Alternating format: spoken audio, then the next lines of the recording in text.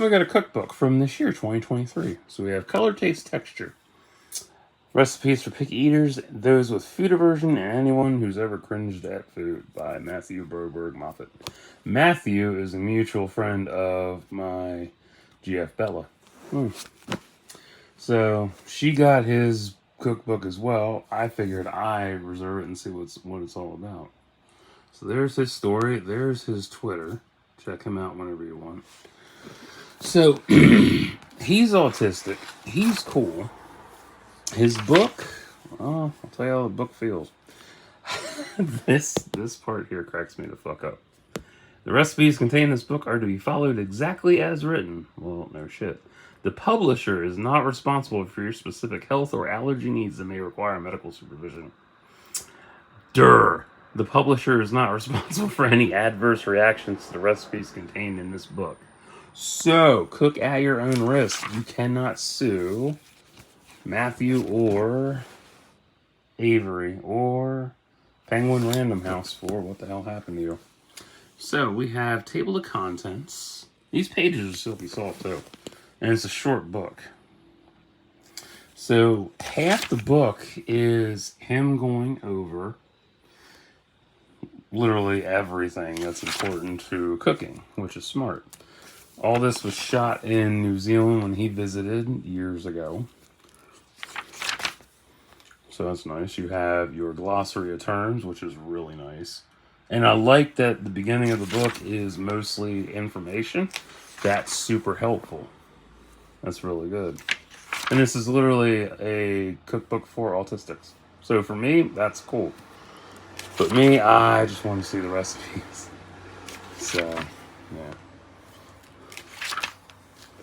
But the way he made this out, it's really informative. And super detailed. So, that's helpful. Will I buy this book? I don't know yet. I have to think about it. Because there's a lot of stuff I want to get. Yet, money. So, maybe down the road I will. But I don't quite know yet. But still, it was a fun go-through. And it just really, it sticks out for a lot of reasons.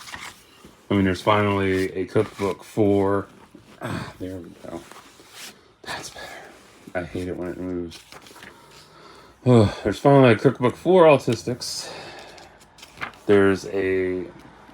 It's detailed, which is really cool. From his perspective to help. But, not everybody's the same. So.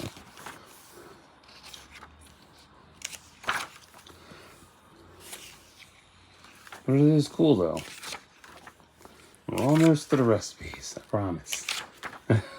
I know a lot of people don't like a lot of text in a cookbook, but here we go. So, some of these have pictures, some don't. That's a downside for me. So, you have your skill level, your colors, your keywords, and what it makes.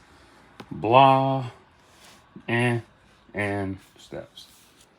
Some of these have multiple pages, some don't. Text to background is good. I just wish they had more pictures, which is a damn shame. But it is what it is.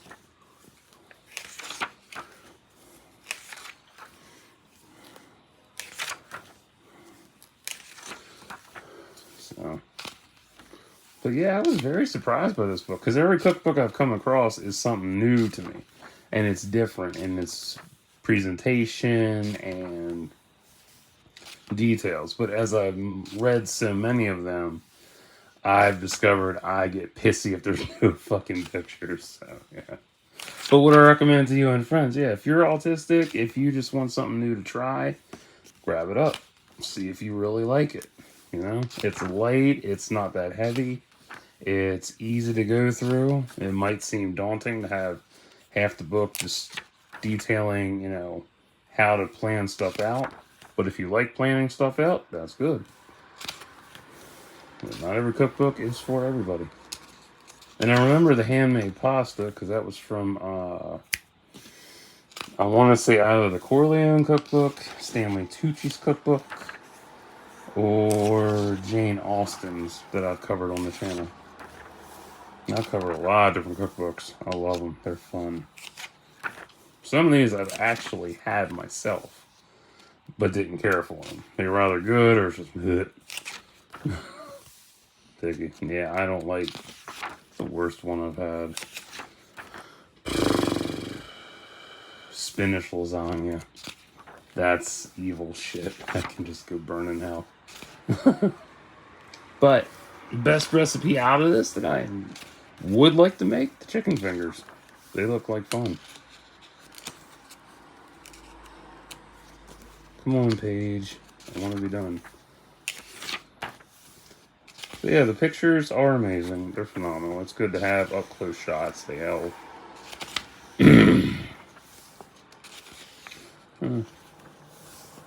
I'm glad he went with a black and white background.